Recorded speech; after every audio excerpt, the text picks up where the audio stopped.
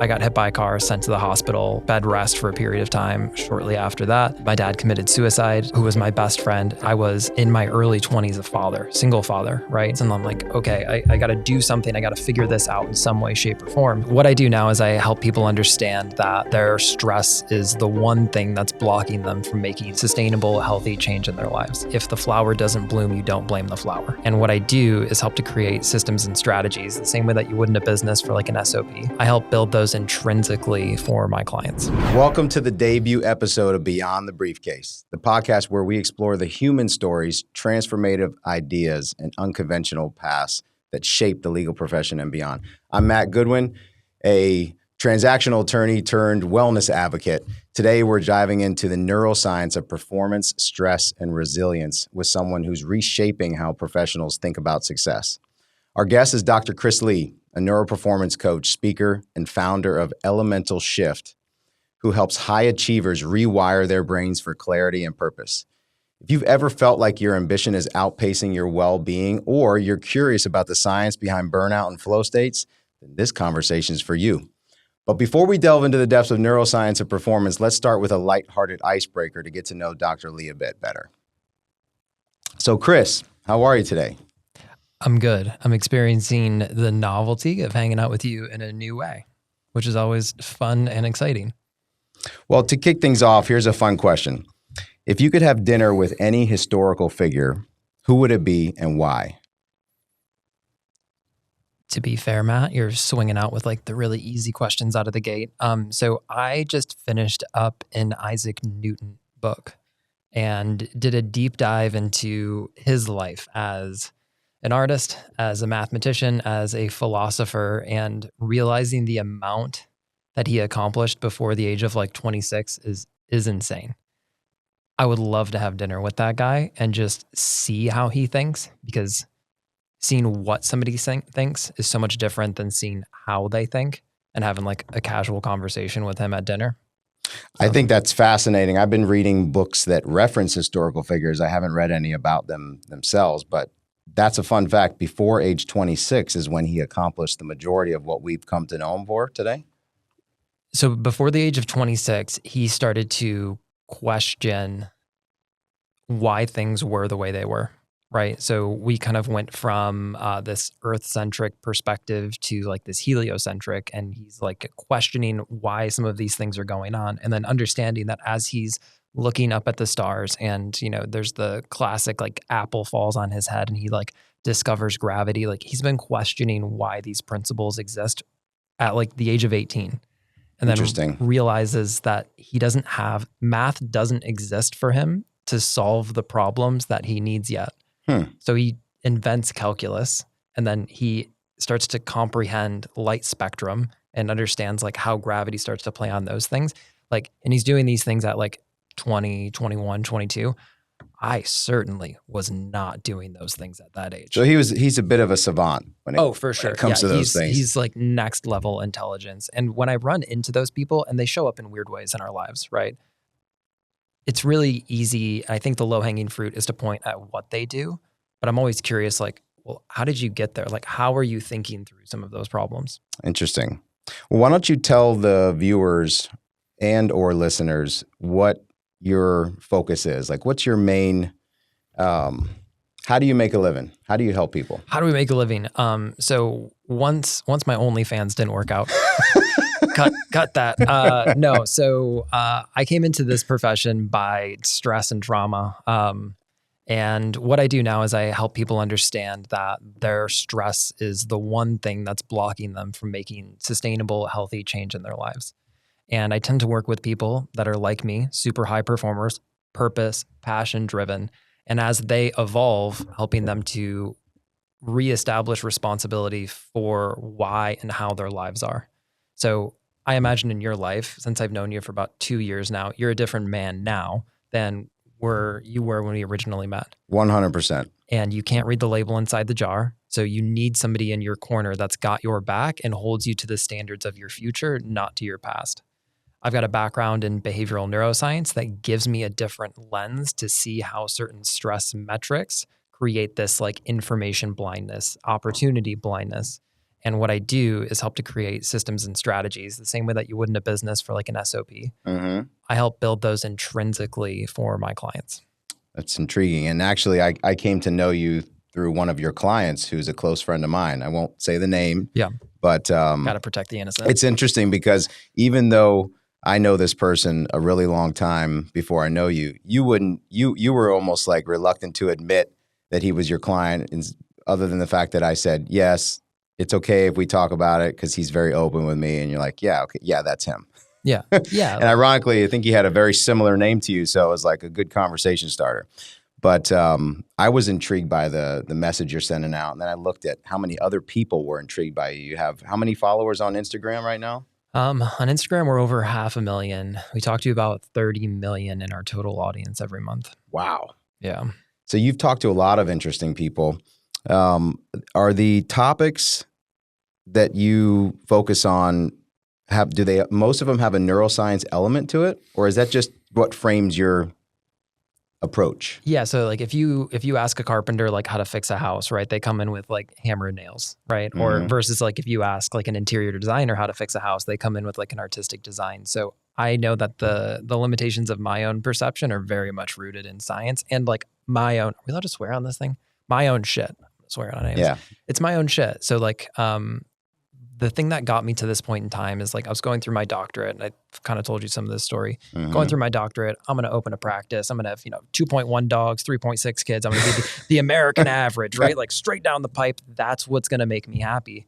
And 3 events completely derailed that. I got hit by a car, sent to the hospital, bed rest for a period of time. Shortly after that, my dad committed suicide, who was my best friend. And obviously like that wrecks you to your core. And then just over a year after my dad committed suicide, I was in my early 20s, a father, single father, right?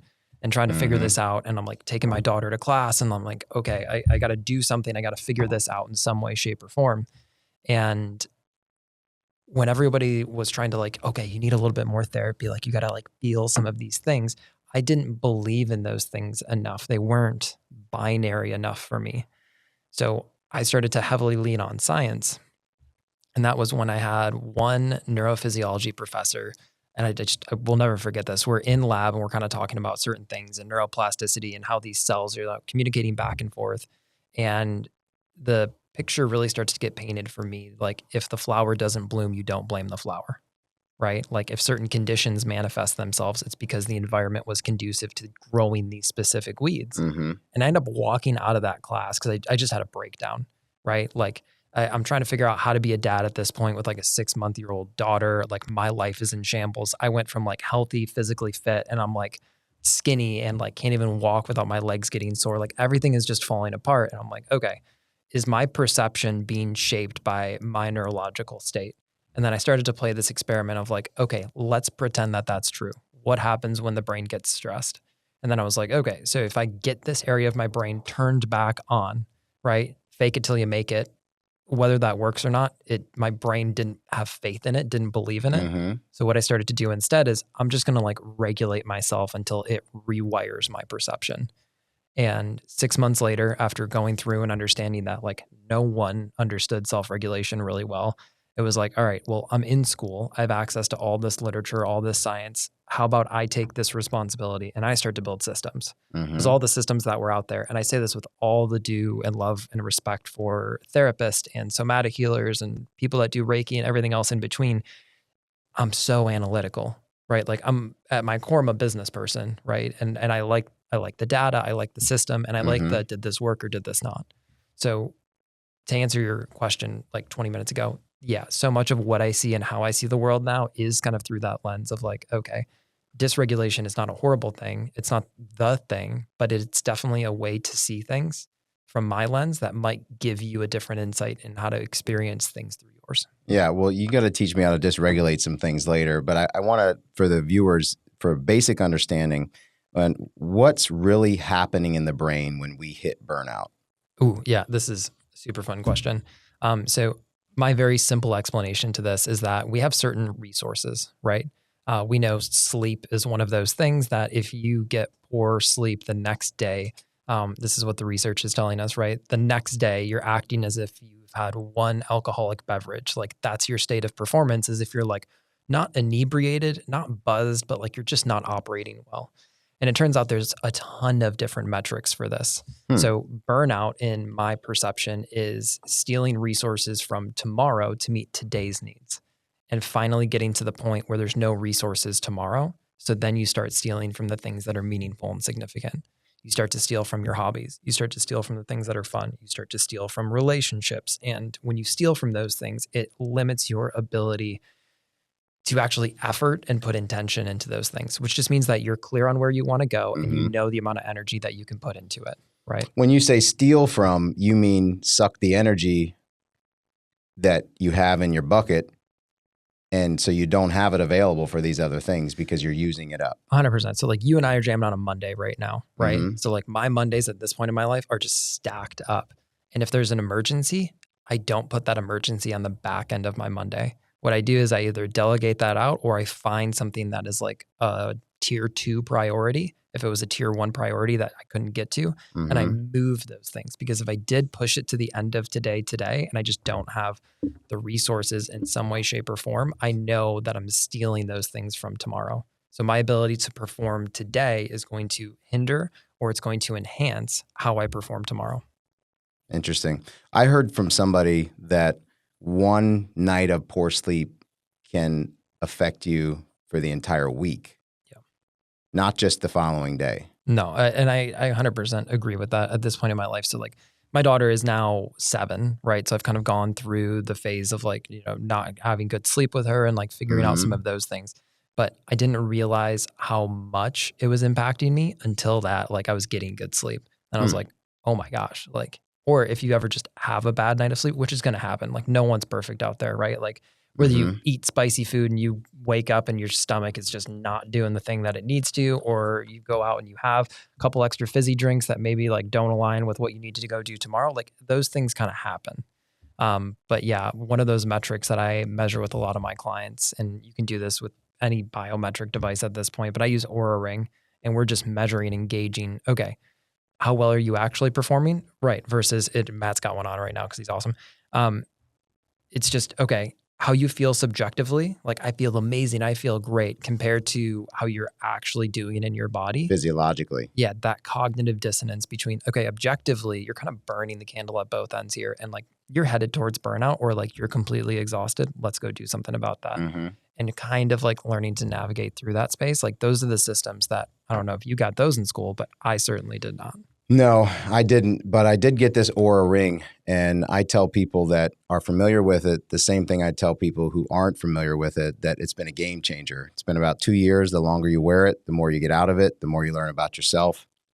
I can tell when I'm woken up at the specific time in the middle of the night instead of wondering what time, and I can think of what may be attributed to that. Someone jumping in the bed like a little kid, for instance, which has happened many times over the last 13 years. Or a noise outside. You say, did you hear that loud noise last night? And I can't remember if I did or not, but then the next day you see on the news that a transformer blew out, and you know exactly what time because it's when woke you up. Yeah. The other thing cool about this Oura Ring is, now I know you only wear yours at bedtime, right? So you're using it for sleep now, only. Yeah. And I use it throughout the day because it's got this element of looking when I'm stressed. Yeah. So I can measure how long I'm stressed, and that's simply based on the elevated heart rate and for how long it is. And that's helping me figure out when I should no longer drink caffeine during the day.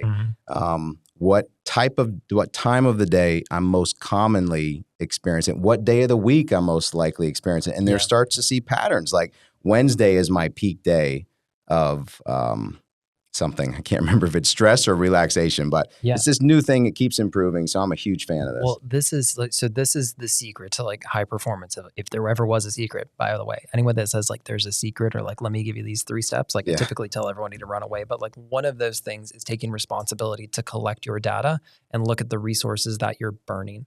So in the brain, right? Like if we just go down this avenue for a moment, most of us at our current understanding in career, life, modern day world, right? We're going to have to do something creative, have confrontational conversations, or use focus, right? Like I think those 3 things are kind of what make up our ability to perform.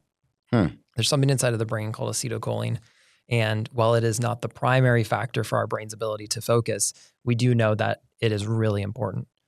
You only get so much use of it every single day, and then you kind of refresh it or you clear out the metabolites of it between the neurons when you sleep, right? So if you're not getting adequate sleep and you had a heavy focus day, it's one of those things that we have to go look and say like, okay, I did like a really heavy content day. Like for you and I, we're going to have a conversation. We were jamming before this, like we're going to do all the things. If I expect myself to be able to perform at the same level that I am right now, Mm-hmm. I know that might exist. It just depends on my capacity to test that theory or not, right? But Yeah. I've tested it enough. I've looked at it enough to know like, okay, I can do hard workshops, and I do, for my own reference point, I do 1 to 2 workshops and 1 to 2 podcasts, Monday, Tuesday, and then Wednesday is my like rest, recovery, cognitive day. Okay. On Wednesdays, though, I'm taking care of my physical body in a way different way. So I'm lifting weights, I'm paddleboarding, and I'm having as much fun as I can kind of tolerate during those days. And I'm delegating out like all the rest of my administrative tasks so that on Thursday, Friday, when I go clear out the week, I'm still doing things that I'm really good at. That's interesting. So that brings me to, how do you shift now? So you've probably heard of the reactive survival mode, and most of us are always in that mode. Can you tell our listeners how you shift from this reactive survival mode to a more intentional high performance mindset? For me, right? I really like the data of this. So I'm using Aura Ring and I'm looking at what's working and not working in my client's life. So when we get dysregulated, right, our frontal cortex goes offline, the executive function, right, that frontal cortex is where we would call like it's the executive portion of our brain. This is our ability to prioritize, focus, conflict conversations, and our ability to do like long-term thinking. So if you're somebody that starts projects, can't finish it, right? Mm-hmm. I would imagine at some point during the week, you're getting derailed or you're not taking the right cognitive breaks. And it shows up differently for everyone. But like the cure to this thing, and I'm saying that like if you can't hear it or can't see it, like there's no cure to this thing. There is just responsibility, right? So if you start to recognize that there are some of these patterns in your life that aren't working out well, we have to ask when, how, and why. Why, right? Mm-hmm. So when is this occurring? Because that's going to point us to, am I just out of resources? Like if you're trying to have team meetings on Friday at 3 p.m., everyone doesn't have the cognitive capacity to go do that. It's silly to go do that, right? What about Friday morning? It depends on the team, right? So like on Mondays or when I do mine, just based on what I know about my team and my people, like our highest capacity to say, this is the content that we're producing. Here's the client load that we have. Hey, this business, we're going to move into this specific venture and they're going to get bought out. Like we're trying to take this company from this to this week. And here's the things that I need to go do. And here's the things that I need to go do. What are the blind spots? And we have the ability to call each other out on those things. But really looking at what you're good at, what you're bad at, and the interplay of those two things, that's where you learn to delegate out so that you're not burning. You're not doing things that you cannot do, should not do. You're doing the things that you're good at. And there's limitations to this, obviously, like financially and whatnot. But so many of these tools, strategies, whatever they call out there, like the hustle grind mentality is a really way to end up like divorced, fat, and broke. It's interesting. That's a good example. Well, many of our listeners are in the legal field or an adjacent field. Love it. Right. And Love a lot of your field. clients, I think more than just over half of your clients 60% of my clients are lawyers. Well, how could these insights apply to the unique pressures of legal work?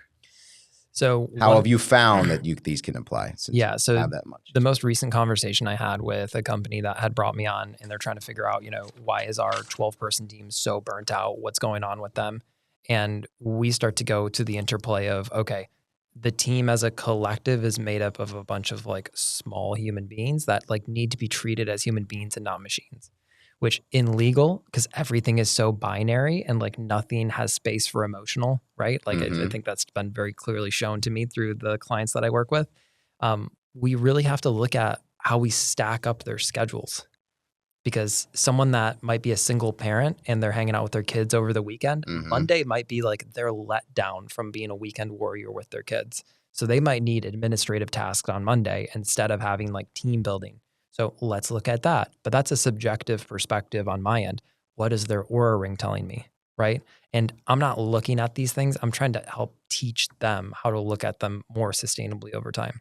So, all right, let's take a look at that. And then, all right, once you go to like a trial or you're having like negotiations, Mm-hmm. those are high intensity and they require a lot of brain power, a lot of creativity, a lot of like de-bombing, defusing a lot of conversations, Yeah. right? Helping people like walk off the ledge once they get emotional. But that trains your own system to not be emotionally expressive as well. Mm-hmm. And if you're emotionally disconnected, this is my favorite one. They're like, yeah, I just don't have feelings. Like, that's bullshit, right? Like, it's the most ridiculous thing. And it's, I don't want it's fun for me to be a man. I'm physically fit, right? And to have other men be like, yeah, no, men just like don't have feelings. And I'm like, I cried when I watched like Finding Nemo last week with my daughter. Am I less of a man now? Like, and like them just realizing that their profession in so many ways shapes you, right? Because like, imagine how many reps you are getting every single week, every single day of a specific thing. Mm-hmm. So being able to like better connect with that, like thoughts are the language of the mind, feelings are the language of the body. So you saying that you don't have those feelings, they're there, but you're taking energy and effort to keep them depressed, suppressed, unexpressed. And that is expensive, right? And people don't realize how expensive it is to their body until they start to like regulate it. And then once they regulate that thing, and I say this to everybody because there is no shortcuts to like self-regulation and all the other parts of that. It's going to get worse before it's going to get better, but then it's going to be better than you could have ever imagined. So if you can get through the worst portion of it, and then you can have somebody there to like help you maintain accountability, because your brain, your system, everything wants to go back to familiarity. It wants to go back to dissociation, back to disconnection, back to drinking, smoking, cheating, whatever the thing is, because it just doesn't give you responsibility or self-awareness to what's going on inside. But there's no way to live. So what do you teach your clients who, what do you teach them to practice being more expressive of their emotions, knowing that they're in there somewhere?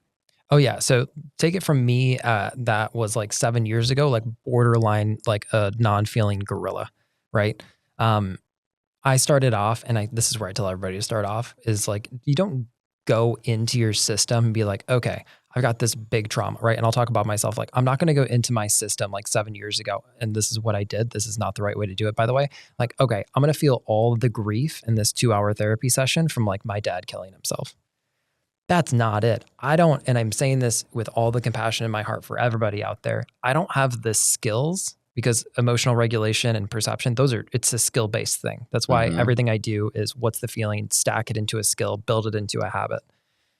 I'm not going to go do that. I tried to go do it. It's like getting a Walmart Mickey Mouse rod and going like shark hunting, shark fishing. Like the thing's going to break the rod, or it's going to drag you down to the bottom of the ocean. You're going to drown in it, and it's going to make you so much worse. And it's just going to reaffirm what the fear is telling you, that don't feel this grief, don't feel this pain, don't feel this loss. Like if you do, you're going to die. Like those emotional realities and feeling creates overstimulation. Overstimulation creates dysregulation every single time, right?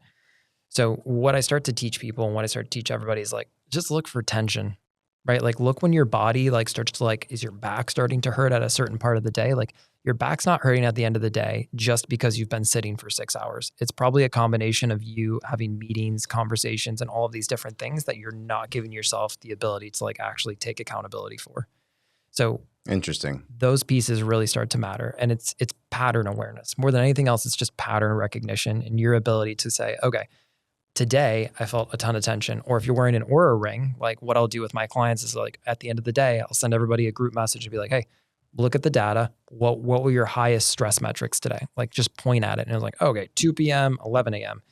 What were you doing? Right. And then when you can start to look at those different pieces and say, okay, during that period of time, I was doing this specific thing, we can go back and say that your brain is creating emotions based on old experiences. So your brain takes in information, compares to the past to create a predictive state for the future.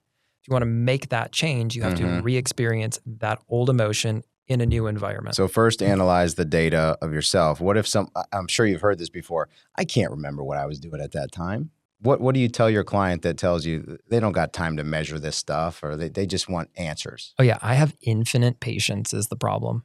infinite, right? I've been a single dad through my 20s when I was broke and like super poor. Like I'm stealing coffee from like hotels. So like my patience to like deal with people is infinite. You will not outcompete like your intelligence with my patience. And what that looks like very severely is, oh, awesome. Open your phone up for me real quick. Like, let's take a look at that. Like, what were you doing today? Like, Lord knows you have a schedule, Matt. Like, crack that thing open. So, and this is me not collecting their data, right? I'm like saying that because people have to take responsibility for those different things. So when they do those things. I think that's the president. President of the United States. Yeah, you can. I tell him I'll call him later. We hung up on him. He didn't need it. It was unimportant. So when we get into those, just make sure you mute him. Just lower that guy. I don't want any more calls from the president. I don't want any calls for the president either. It's responsibility, right? This is the thing that I don't want to say that I'm not special. Like I'm a unique snowflake drifting out in this blizzard of infinite time, right? Right. I am so highly accountable to my people though. Like if they say that they want to get something done when we're having our talks, I call them until they pick up the phone. And then like I call them again and I call them again and I call them again. Like all these different things start to go on because that's the thing that's going to break them through those patterns. That's the thing that's going to stack them up in the end of it. Because without that accountability and that responsibility, it's just going to be the same shit, different day, right? Like this is that. So you're making them put the work in. Oh yeah. Yeah, that's the thing. Like, I would have a hard time working with you. Yeah, and that's what I'm saying. Like for so many of these people in so many different ways, it's energy intensive. And I tell everybody this is not for the faint of heart. And it's not because I'm an asshole. And it's not because like, I'm going to say like, this is the right way to go do it. You told me the standard that you wanted to be held to. And I'm super annoying in accountability. And you can try to talk your way out of it in every way, shape, or form. I am a master bomb diffuser at this point. Like all I do is work with like the highest performing cognitive people on the face of the earth. I've heard it all before, right? And what I tell everybody is like, well, I got kids, I got this, I got that, I got this, I got that. And I go, okay, when and how? That's all I care about at the end of the day. When, how, and then we can unpack the feelings, right? The feelings part, that's easy, right? Like that part's easy, but when and how? Because right now, all you're doing is choosing avoidance because your brain's choosing familiar hell over uncertain heaven. What's one of the most recurring issues that your patients and clients deal with? Oh, taking responsibility for things that aren't theirs to take responsibility for. Whether it's somebody else's feelings, somebody else's life outcomes. So the majority of them have in common that one thing, maybe one or two others, but they bear other people's burdens. Yeah, and they're either doing it for like one of two reasons. Number one, they don't trust and they don't have systems set up in their business that they can delegate out SOPs, or they don't have it set up in their relationship or their family. The second reason is that it's this like sneaky way of maintaining the status quo. Because that's what the brain really wants when it's dysregulated, is maintain status quo. They've always bared that burden, so they're going to continue to bear it. Why do that? Yeah, like, hey, Chris, I don't have time to go like work out, right? I got kids, I got family, I got business, I got this, I got that. And every single time, this is like the killer of all dreams, right? For these guys, these men and women, I'm like, awesome. Can I see your screen time? Every single time, everybody shits a brick. And they're like, well, with this thing. And I'm like, my guy, lady, gentleman, sir, madam, you are spending 4 hours, 5 hours scrolling through the social media land. I just want 45 minutes of that. That's it, right? And usually when you can call people back out on their own bullshit, if they're not willing to take responsibility, they're a victim of their own circumstances. Do not tolerate that personally. And I tell that to everybody because you cannot teach a victim. Cannot teach a victim, right? And this is why like I'm uncomfortable to work with, right? I'm your buddy, I'm your pal, I'm all those things. But like my close inner group of friends, like they're awesome human beings because we hold each other to those standards. That's like the contract, that's the agreement that we work to. So if you're telling me that you want to get healthy, you want to get fit, you're sick of being sick and tired, you want more freedom, you want to have, a better relationship with your wife or husband, and you want to reconnect with your kids, you got to reconnect with you first. Right? Like we got to get down to some of the core of that. Well, the first thing that comes to mind when you start talking about victim of own circumstance, maintain the status quo is, and bearing other people's burdens is the concept of establishing boundaries. Boundaries for yourself, boundaries for others, boundaries in terms of what time of day you'll take calls, what time of day you'll stop taking calls. What do you have to say about someone who has a trouble setting boundaries because they're just so. How do they break that status quo? Yeah. So the boundary conversation is one of the most challenging ones that are out there for like a couple different reasons. Number one, when things get emotional, things lose logic, right? I think we've all kind of been there where we've been in a fight with somebody. Let's call them a discussion. Let's use healthy language. You've been in a fight with somebody, right? Like I'm so fucking sick of this personal development language sometimes. Like, or no, it's but, not or. Like, just shut the fuck up and be a human for a second. Shit drives me crazy. So you're getting in a fight with somebody and like you guys just spill out, right? You spin out, it's a shit conversation, nothing happens. And then after it, like 25 minutes later, you're like, I should have fucking said this thing to them. That would have been the thing, right? And obviously this is not a healthy example, but like when you get regulated in a new environment, you see things in a different way, right? Same thing if you've ever been in a car crash, right? Or like a big macro event that's like really overstimulating. You lose things really fast. That's why when cops show up to accidents, they're asking you these questions because like your brain is not in like recall, store information mode. It's in let's make it through this mode. So boundaries are really challenging because our primal fear, and this has been the number one fear for as long as we can collect data, right? It's public speaking. Public speaking because in our tribal, evolutionary psychology, the sociology of it, like isolation led to death, right? Isolation led to death. Therefore, my genetics are not going to get passed on. I get meaning and significance from my social connections. What if I say something dumb? What if I, put up this boundary and that person stops loving me, right? Interesting. Yeah. It's good stuff. So a ton of boundaries really breaks down to your ability to be clear on who you are, where that starts, and then where it ends. And if you don't have that intrinsic desire to get clear on those things and get comfort, it's such a massive challenge. And this is one of those parts where I say again, like you can't read the label inside the jar. So like, I'm going to fluff you for a second over here, which is probably not there. Matt's an awesome human being. So before like we're getting set up on this podcast, like we're talking about tech and all this other stuff. And he pulls up his Remarkable and he's showing me pages after pages after pages after pages of notes that you've been writing down on how to be a better man, how to be a better business owner, how to be a better father. Right. And I'm like, for what it's You worth, read that really fast. Yeah, You saw all that? I'm not reading. Right, yeah. And I'm like, kidding. I'm not reading through this. Like, I'm just collecting data in my head of like, you're efforting to be a better man. Right. So like innately to me, your self-worth is really high.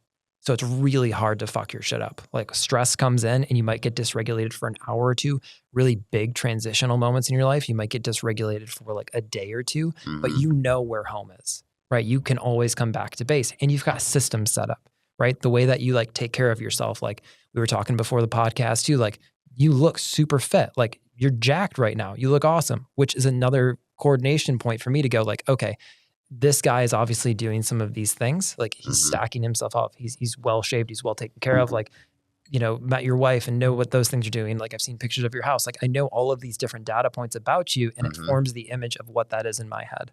So helping you establish boundaries is going to be way easier than somebody who has a scraggly beard, right? Haven't combed their hair and like they're not physically fit and some of those other things because number one, they don't have focus, don't have discipline, don't have the attention span. And if you can't go do those things, the boundary that you establish is going to act more like a fence, right?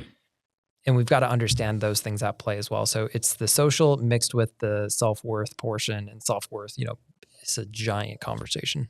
That's really good stuff. And I had to read a book on boundaries and then a book on boundaries for leaders. And you almost have to continue to revisit. It takes a lot of practice. And, oh my God. And sometimes the uncomfortableness of boundaries is a real thing because you don't want to, you don't know what you don't know when you're setting up these boundaries. So if you don't take a call from a client or referral partner after a certain time of the day, you don't know if that's going to affect the future business that you'll get from that referral person. Right. If you don't have a conversation with a client for the same reason, you don't know if that client's going to get mad at you or, write a bad review.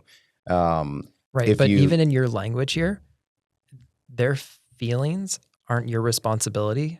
But if you have collective outcome, that's where you need to put your focus on. Right. Because like that's one message away. And that's one honest conversation away of like, okay, I missed this call with, let's just say John, right? John and I were supposed to have this conversation at 1 p.m. today. Things got kind of backlogged, or you got a sick kid, or like you had a client just roll over and you're helping them. You can send them that message like, hey, John, life happened today. our conversation is really, really important to me. You don't need to put like 2 reallys, but like our conversation is important to me, right? Appreciate your patience as I'm trying to navigate this. Is there another time this week that we can have that connection? That's a really good point. You Yeah. know, I teach and I learned this for years, to be in control of the times. When you're on the phone call, you need to know what the purpose of that phone call is, or 100%. if you don't have your own agenda, someone will set it for you. You'll be succumbed to someone else's. Oh yeah. It's like the telemarketer who calls you and won't take no for an answer. Yeah. At some point, you might just have to hang up the phone. 100%. And that's the boundary, right? That's the boundary. Right. Yeah. If we don't Knowing have when to alignment of outcome hang and up. intention, there's no point into that. And there's conversations, to be fair, that need to be those brainstorming conversations. Yeah. And these are the high conflict ones. And when you have those high conflict conversations, either in business of like, okay, the business model we have isn't really working. The team culture that we have isn't really working. We've got some of these standards set up and they're just not working anymore. Mm-hmm. I would like to have a team meeting for 90 minutes. And the outcome is to have a better system, strategy, and intention for what we're going to do for the next 90 days, right? Which means that I'm open to having my issues come forward, my strengths, my weaknesses, as long as we all agree on that. However, if we start to get into the weeds and I'm like, Matt, the logo looks so dumb. And it's like, okay, well, that has nothing to do with I know you're not talking about my logo. No, it's Matt's pretty got a sick. freaking That's cool. what, yeah. You still have the moss wall out there. I do. I love the moss wall. But that's why you're breathing such quality air here. Yeah. It's one of those things, you get into the weeds. And then once you get into the weeds and things get emotional, everyone gets defensive. Mm-hmm. And then it's like, oh yeah, well, let me tell you about your grandma. Your grandma is up. And it's like, whoa, we're not even in that world, right? And that's where strong leaders will like kind of pull out the dad voice and go, stop. Not willing to tolerate this. If you continue to participate in this way, you're going to be asked to leave. And I'm sure you've had that conversation with people multiple times. I did it twice this morning. Twice, right? So I got brought in for negotiations this morning on a $40 million contract. And then I got brought in for negotiations on a merger, which was 2 businesses that are worth over 100 million, right? And I got no vested interest in this, right? Like they're just bringing me in as like the mediator or the kind observer? of like a mediator, right? So like one company often brings me in and they're like, what do you see that we don't see? And we're talking through some of these things. And I'm like, you're so emotional about this thing. Like, why are you so emotional about this thing? And then we can kind of unpack some of those things. But this is the thing is like, especially with business is like a kid, right? Like you can do it as a single parent and you can try to solo this thing. It's so much easier with a village, right? Can't read the label inside the jar, right? So like I often with my team will have like blindside conversations of like, okay, this is what we're doing. This is where we're going. We did not hit our metric. What do you see that I don't see? If you were in my shoes, what would you have done differently? But that's the culture that I've built in my companies is that I don't know shit about fuck, right? Like I know specific things about certain things, but like everyone's got their own skills and perceptions and you guys got hired for this reason. What do you see that I don't? What do you understand that I don't? Interesting. Well, that's a lot to take in. We've had these conversations before, and I want to do, before we wrap up, I want to just do like a lightning round. Oh, hit me with it. So what's one daily habit that's a game changer for mental clarity? Oh, walks. 20-minute walks. Yeah, 100%. Now, barefoot or with shoes? Don't care. If you can go barefoot, if you got the ability to go barefoot out there, it's so much better for your low back and you learn how to walk differently. It's better for your knees. Like there's a ton of different things, but like 20-minute walk. Yeah, no music, no stimulation, just see what's going on in there. Outside, any time of the day. Get some sun, yeah, for sure. That's really good stuff. It's so simple, and like this is the thing is like I say this all the time, and like I don't know, half the people will do it, and then they're like they don't stick with it. But it's one of those things that if you can take that 20-minute walk, and this is not, you need a midday break too, right? Like people need a midday cognitive break. If you want to be if you're a really high performer in the morning and then you crash in the afternoon, you need a longer lunch break. Speaking of breaks, I think, or lunch breaks, I should say, I'm a big advocate of telling everybody to get out of the office when they take a lunch break. Yeah. You know, sit with somebody who you're not sitting with during the day. And I think it's, going out to lunch, people think that it's a luxury intended for, in some countries, nobody eats at the office. I think Europe's one of them where it's a social time of the day, and they'll even customarily have a beer at lunch and then come back and continue working. I think there's a lot of things that we could do. I'm obviously no expert on it. You're more of an expert on these things than me. You've seen trials and tribulations and things that work, things that don't. So it's a blind spot for that's people. good stuff. And most people, there's this new culture of like, well, I'm going to intermittent fast till dinner. Don't do that either, right? Especially for like my women out there. Like, you definitely got to have some like protein and food. Don't skip lunch, right? If you skip lunch, like throw an Oura ring on and just watch, or just like, if you don't want to buy the Oura ring, which is okay, they're like $200-300. Just stack up your to-do list and just use that as a metric point. Like, so many people are so busy and not productive in the afternoons. Like, my day stops at like 2. Like after 2 o'clock, like I'm paddleboarding, I'm reading books, like I'm cooking dinner, I'm like chopping stuff up. Like I'm living. What time my does life. it start? So like today, for example, my day started at 4 and I was taking calls at 4:30. Yeah. See, Right? But that's not every day for me. It's not. It's What about unsustainable. Monday? That's unsustainable. Is it that random? It's not. So like today was a like once in a blue moon type of thing where I had 2 contracts going down. We're trying to like negotiate products being shipped from a new tariff bill that's coming in. And like we prepped for all of these things, right? But it was one of those things that today I had 2 out of country conversations. Typically though, and this is honest to God, 90% of my Mondays, every Monday is I'm doing research and I'm taking stock and inventory from last week. What worked, what didn't work. And then I have my team meeting typically at noon, right? And then we're packing, all right, this is what worked, this is what didn't work. Anybody see anything that we didn't? All right, here's the new goal. Here's the new intention. Does anybody see anything, do anything? Great. And then we give out marching orders, right? Like, you're going to do this, I'm going to do that, we're going to do this, and we're going to meet on Wednesday inside of Slack. How's everybody doing? We halfway to our data point. Do you need new information? Do you need new resources? But I hardly take calls and I hardly do anything. But on Monday, today, right, I made sure that my Sunday prepped me for this so that I could come and have a conversation.